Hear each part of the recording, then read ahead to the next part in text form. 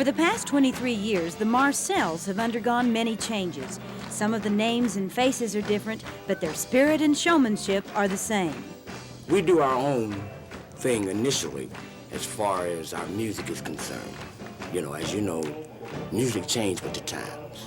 And when it changes with the times, we have to change with the times. What we do what most groups don't do. We get people involved in what we're doing.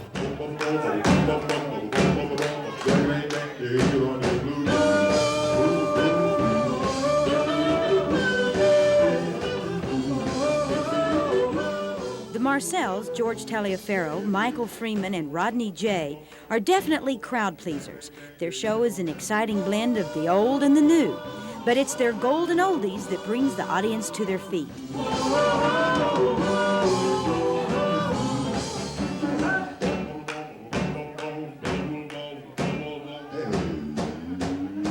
Their first and biggest hit in 1961, which sold over 2.5 million records, was an old standard ballad with a new twist.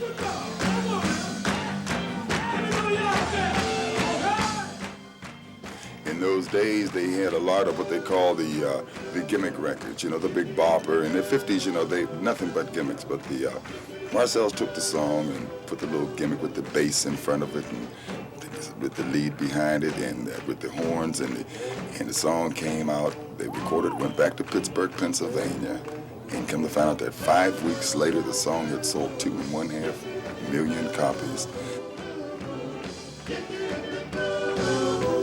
What's in the future for the Marcells? The sky is the limit. In this business, the sky's the limit. There's always a market for good music, always. There's always a market for good entertainment. And that's exactly what you get with the Marcells.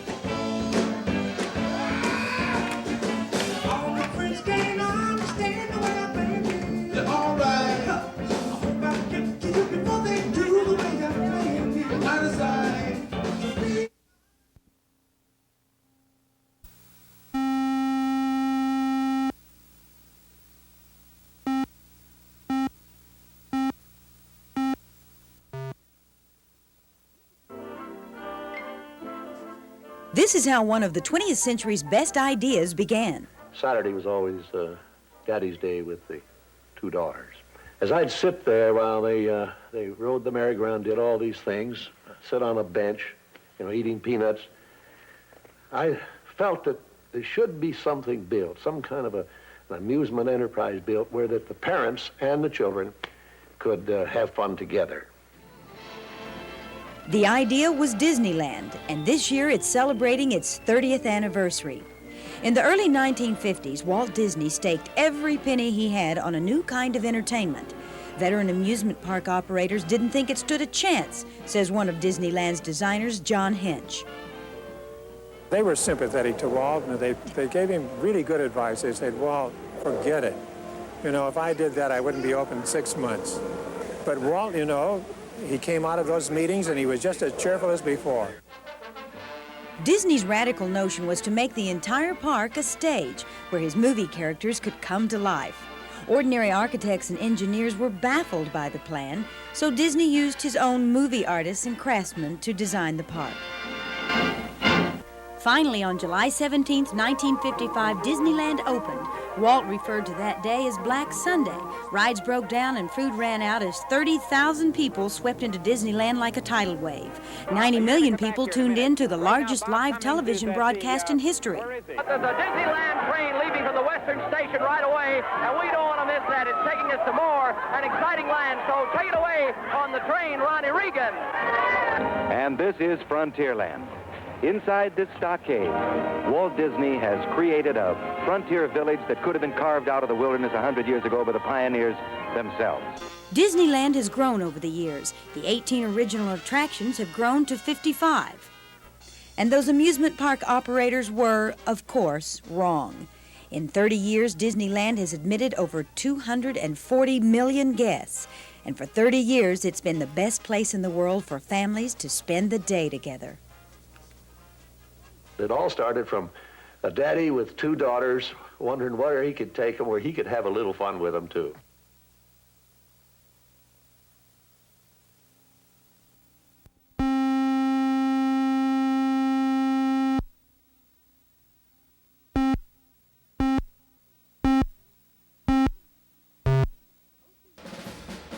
OCU's 65-member dance company, the American Spirit Dancers, perform tonight through Saturday at OCU's Kirkpatrick Theater. Jewel Box Theater's production of the witty and charming play Mornings at 7 continues through March 17th. He's been called the contemporary David in the Goliath world of entertainment. 5'2" Paul Williams brings his giant talent to the Civic Center this Friday and Saturday when he performs with the Oklahoma Symphony Orchestra. The award-winning 65-voice OK Corral performs a quartet and chorus show Friday evening in downtown Guthrie's old restored Pollard Theater. Showtime is 8 p.m. Ballet Oklahoma presents Dance Talk 2, narrated by artistic director Edward Villela, Friday and Saturday at Stage Center at 8:15. Movie buffs are in for a rare treat this Friday and Sunday when the Kirkpatrick Center shows D.W. Griffith's The Birth of a Nation, the first great movie in the history of film. The Children's Theater production of Hansel and Gretel is now showing Saturdays and Sundays at Stage Center through March 31st. The performances are designed for ages 3 to 8 years old. Over 575 piano students of all ages will perform in a monster concert to benefit cystic fibrosis this Saturday at 7:30 p.m. in Edmonds Metro Church. Tickets are available at the door. Guitarist Norman Blake performs with his trio at Stage Center this Sunday. Banjo player Alan Munday from Oklahoma opens the concert at 7 p.m. Mark these events on your calendar. The Ruling Class opens Friday at Carpenter Square Theater. The Pointer Sisters at Lloyd Noble Saturday. The National Touring Company of Quilters March 12th and 13th at Stage Center. March 12th, a very special arts festival for handicapped children and adults at the Myriad. The National Theater of the Deaf at McGinnis High School March 15th. Eartha Kit stars in the Broadway review Blues in the Night March 15th through the 17th at Stage Center. Sesame Street Live returns to the Myriad the 21st through the 24th. The Shrine Circus also runs the 21st through the 24th at the fairgrounds. Luciano Pavarotti in concert March 24th at Lloyd Noble. Also at Lloyd Noble, Toto on March 29th and Alabama March 30th.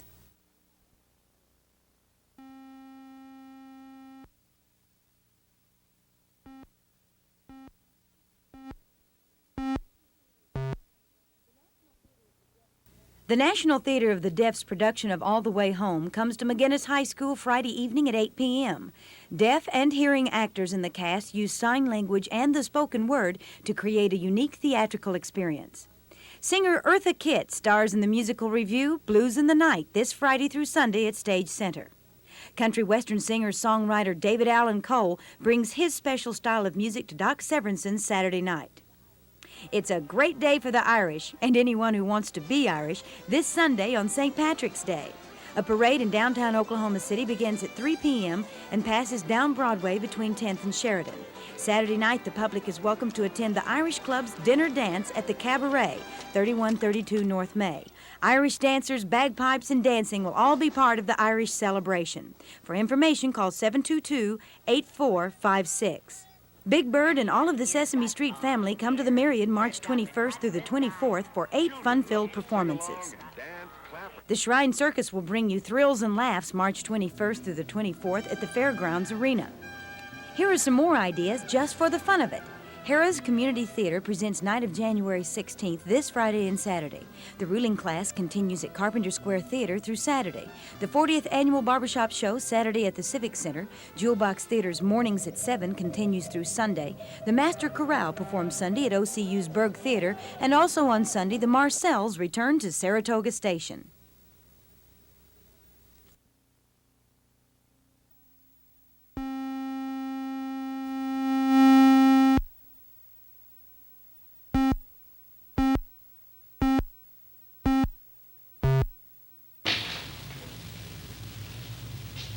Miss Hughes, I've been told that you committed murder. Is that correct?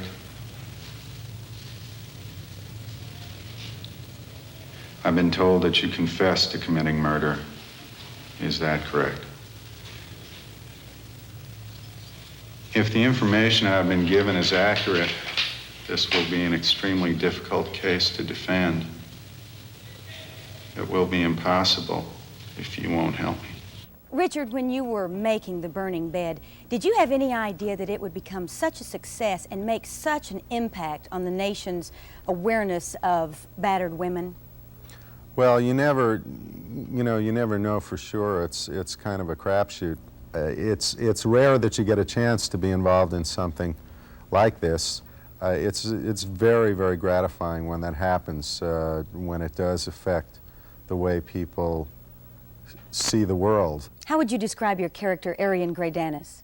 This man is appointed to represent this woman who has come in and just reported to the police that she's burned her house down with her husband in it. And then as she tells me her story, as I hear it, the audience sees it, and through the course of that, I come to understand her situation, understand why she did what she did, and then become very supportive of her. Did your role in any way change your personal attitudes or feelings about battered women? Not really, because I came in pretty well prepared. I had a lot of background information on the issue, and I didn't learn that much more while we were working on it, so my attitude wasn't affected. If anything, it was hardened a little bit more on the behalf of the victims. Sometimes people ask why don't women remove themselves from these situations? Why do they stick around? There are economic reasons. There are many reasons, but one of the reasons is history, is the way they were raised, the way their mothers were raised, the way their grandmothers were raised, and it perpetuates itself.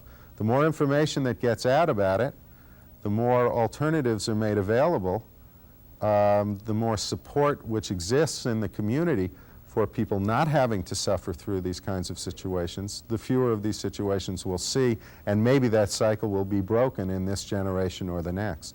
Let's hope so. Richard Masur, we're looking forward to seeing the encore presentation of The Burning Bed this Sunday from 8 to 10 right here on Channel 4. Thank you very much for joining us. Thank you, Carrie. Carrie Robertson, News 4.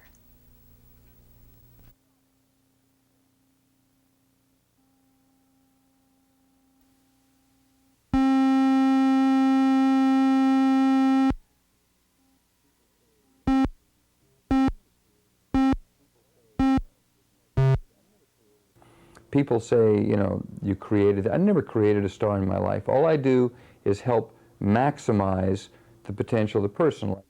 Over the past 25 years, Jay Bernstein has become one of Hollywood's most powerful men because of his unique talent for packaging actors and making them phenomenal successes.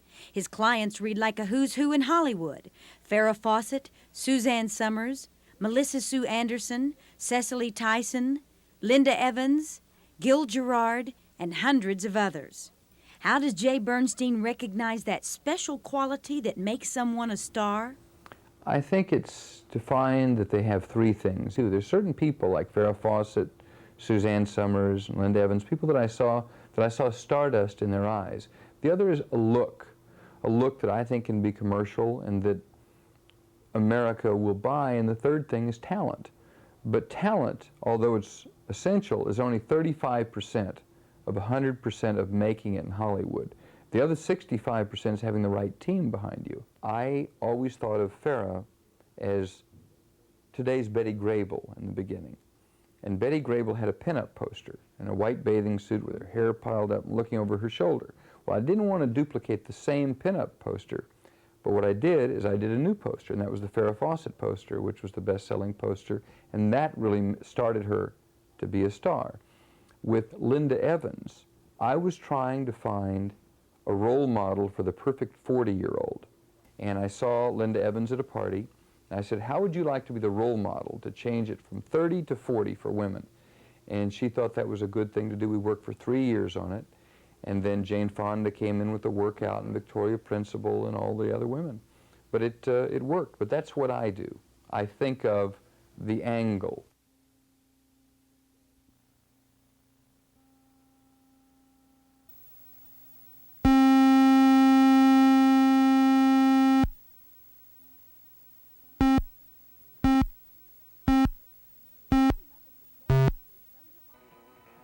The Merry Muppets of Sesame Street come to life on stage at the Myriad tonight through Sunday for 8 fun-filled performances of this all-new musical production. Don't miss this great family entertainment. The Shrine Circus also opens tonight and runs through this Sunday at the Fairgrounds Arena. The 2.5-hour circus is full of laughs and thrills for children of all ages. Senior citizens will be admitted free to Friday's 10 a.m. performance. Stage Center presents the award-winning production 1959 Pink Thunderbird, tonight and Friday at 8 p.m. This one-act comedy pokes fun at the good old boys of Texas. The four freshmen and the original four aces perform their greatest hits from the 50s with the Oklahoma Symphony Orchestra this Friday and Saturday at 8:30 in the Civic Center. World-famed tenor Luciano Pavarotti returns for his third benefit concert for St. Anthony's Hospital this Sunday at 4 p.m. in the Lloyd Noble Center in Norman. He will also make a personal appearance to meet fans at the Sound Warehouse store on North May and Grand Boulevard Saturday from 1:30 to 3 p.m. The 27th Annual Ebony Fashion Fair is a dazzling musical production featuring the designs of Dior, Valentino, Bill Blass, Bob Mackie, and Halston. This exciting show is Sunday, March 24th at 3 p.m. in the Civic Center. Here's a year-round idea for kids of all ages, Arbuckle Wilderness near Davis, Oklahoma. The drive-through animal park features over 2,000 exotic animals and is open every day except Christmas. It's a treat for the whole family.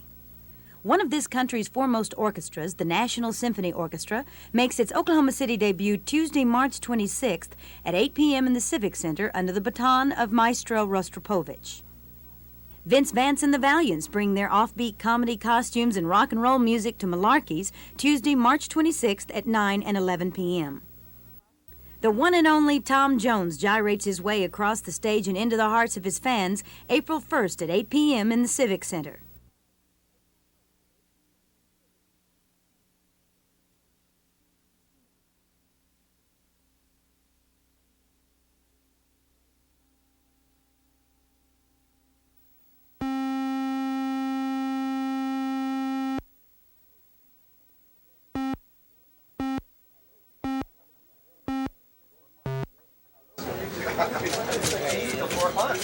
Hello. Buongiorno. Buongiorno. Buongiorno. Famed Italian tenor Luciano Pavarotti returned to Oklahoma City today for his third concert to benefit St. Anthony's Hospital. What do you find so charming or special about Oklahoma? You. Thank you. And after you, the city and the audience and my friend and everything. Obviously, Pavarotti is a man with great charm. He is also a man who does not take his great talent for granted. I think has a lot of meaning, and more than everything has the meaning than to thank God to have given me this gift in one way, trying to make other people happy or trying to help other people. And that is great. I think it's the most beautiful feeling that a person can have. Tickets are still available for Luciano Pavarotti's concert this Sunday in Norman's Lloyd Noble Center at 4 p.m. He'll be accompanied by the Oklahoma Symphony Orchestra under the direction of conductor Emerson Buckley. Carrie Robertson, News 4.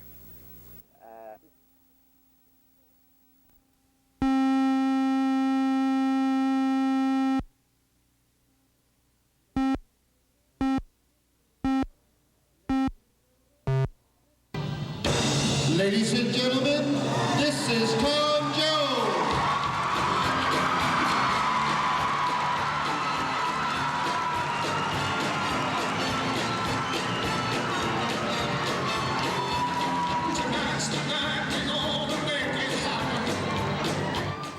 I've always been singing. So people always told me when I was a child, you know, when you grow up, you're going to be a star. And that's exactly what happened to Thomas Jones Woodward, who was born 45 years ago in a small Welsh coal mining community. Today, he's an international singing star whose hip-swiveling style of performing makes Elvis Presley look tame. But stardom did not come easy for this charming Welshman. Like all performers, Tom Jones put in his time paying his so-called dues. I was singing at night in pubs, and I was working on construction in the daytime. And that was hard, because I couldn't make enough money as a singer. It was hard. It was a long day, because, you know, I wouldn't finish until the early hours of the morning, and I had to get up very early. So I was missing a lot of sleep. His big break came in the early 60s when manager-songwriter Gordon Mills caught his act, took him to London, and wrote Tom's first hit, It's Not Unusual. That was the turning point, that first hit record. I mean, that gets your foot in the door. Mm-hmm. You know, I mean, you can get on television with a hit record. You can do a lot of things, you know, with a hit record. Now a grandfather, Tom Jones is still going strong. His husky voice and sensual gyrations still cause screaming women to hurl intimate gifts onto the stage. When the audience gets excited, I get excited. We bounce off one another. And it's, you know, the higher they get, the higher I get. It's about as close to making love as you can get without making love. You know, before I go on stage, it's like the anticipation. You know, before you make love. When I'm on stage, it's like making love. And when I come off and get in the shower, it's like the coming down, you know, after making love.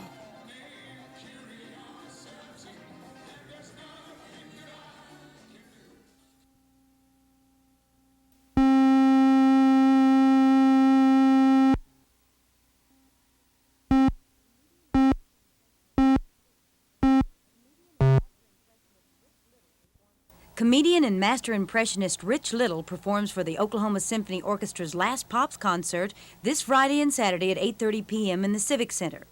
70,000 azalea bushes create a floral splendor for Muskogee's famous Azalea Festival, which begins Saturday and runs through April 28th in Honor Heights Park. The peak bloom period is estimated to be April 13th. The 60th annual Wichita Mountains Easter Service is an historical dramatization of Jesus Christ's life teachings. The 4-hour outdoor production, which begins at 12:01 a.m. Sunday morning, is located in the Wildlife Refuge 22 miles northwest of Lawton. An Easter egg hunt for children 2 to 10 years of age will be held at the Oklahoma City Zoo Sunday at 1 and 3 p.m. An Easter bonnet contest begins at 2. Comedian Shirly Hemphill appears at Joker's Comedy Club April 9th through the 14th. Ex-rockers Exile have turned country and bring their music to Doc Severinson's April 12th. Wandering minstrels, fair maidens, and knights in shining armor are all a part of Norman's 2-day medieval fair set for April 13th and 14th at the Duck Pond on the OU campus.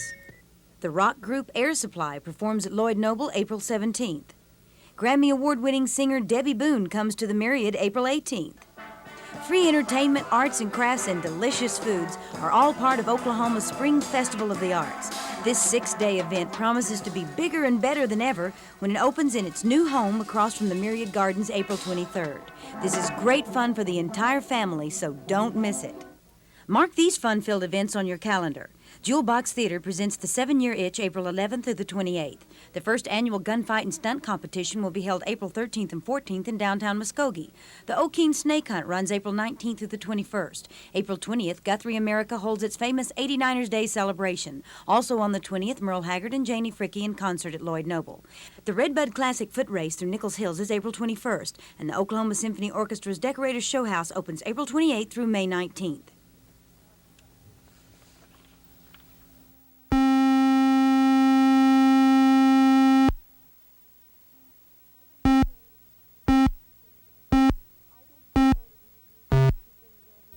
I don't feel that people know who I am at all. And I could give interviews from now until, you know, a week from Shavuos, and no one would ever know me because I'm very private, and the way I stay private is being very public.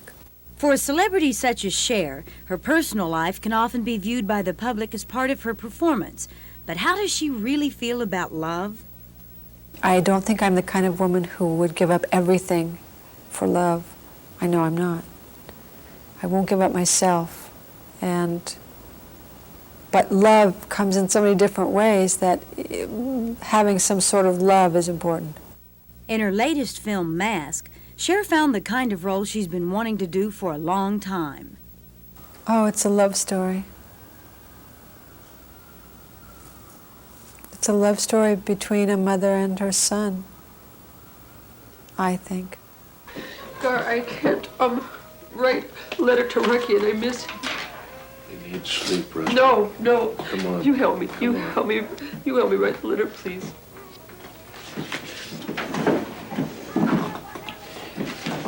Dear Rocky, I miss you. And you're away at camp. You're not in your room.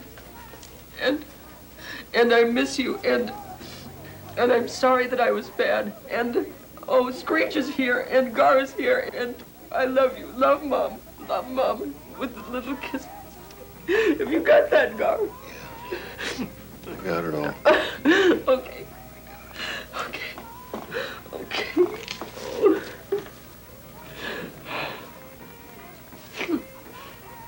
in every frame you see, in every shot, in every moment, it was the most important work I've ever done. And it was always apparent to me that it was the most important work. Has maturity changed her outlook on marriage? I was married once. I didn't like it. I was married again. I didn't like it. I think I might be a little bit more ready for it now. It still scares me to death. Cher has been a star in recording, television, stage, and now in films. Which does she love most? I only do a couple of things well, and so acting is kind of the thing I think I can do best. I'm not a great singer. I'm not really a great dancer. I'm pretty funny, but I think acting is what I do best. Carrie Robertson, News 4.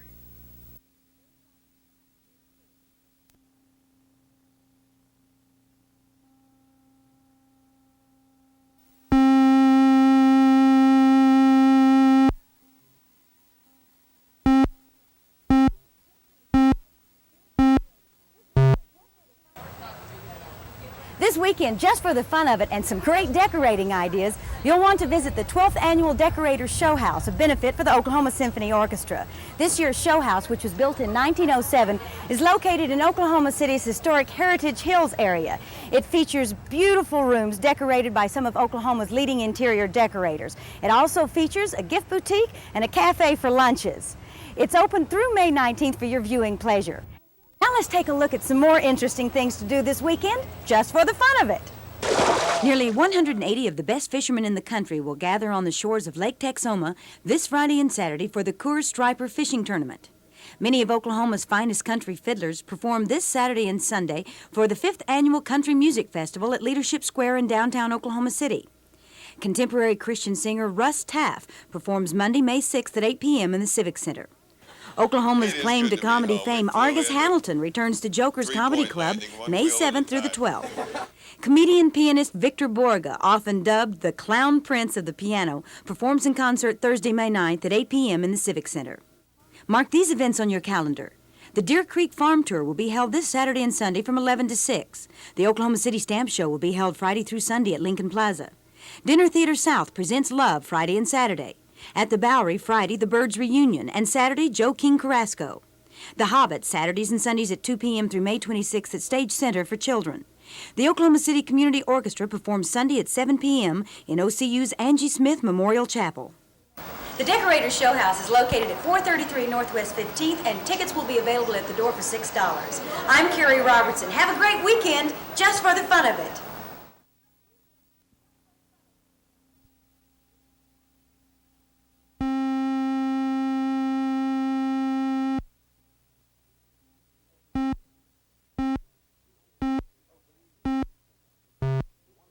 Oh, good evening. We wanted to take you behind the scenes for a moment to show you how we make our films. The friendly cooperation of many, many people is needed to bring you these stories. Prop men, makeup men, electricians, cameramen, all part of a team. I'm very proud of them, and they in turn...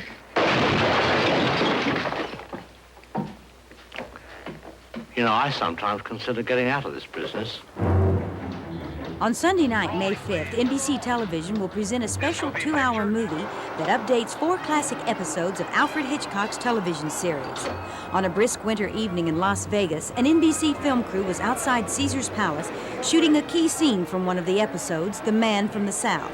This episode features actor-director John Huston, along with Tippi Hedren and Kim Novak, 2 of Hitchcock's favorite leading ladies. All his tales were very suspenseful. They had a certain mystery, and they were usually verging on the horror. He gave a tremendous amount to everybody, whether it was that wonderful fright, whether it was the suspense, the emotions, the roller coaster that he took everybody on.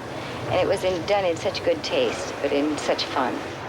I'm devoted to gambling, but I never ask anyone to wager more than he can afford to lose. I don't want your money. Yeah, well, what do you want? The little finger of your left hand. That's disgusting. Joining the cast is Tippi Hedren's son-in-law, Stephen Bauer, and Tippi's daughter, Melanie Griffith. Director Steve Desjarnais has accepted the challenge to follow in the footsteps of the master of suspense. I don't think there's anyone who doesn't know Alfred Hitchcock or his reputation. And I think that there will be something for everybody because he was the master of suspense and drama, and it has all of those things. Carrie Robertson, News 4.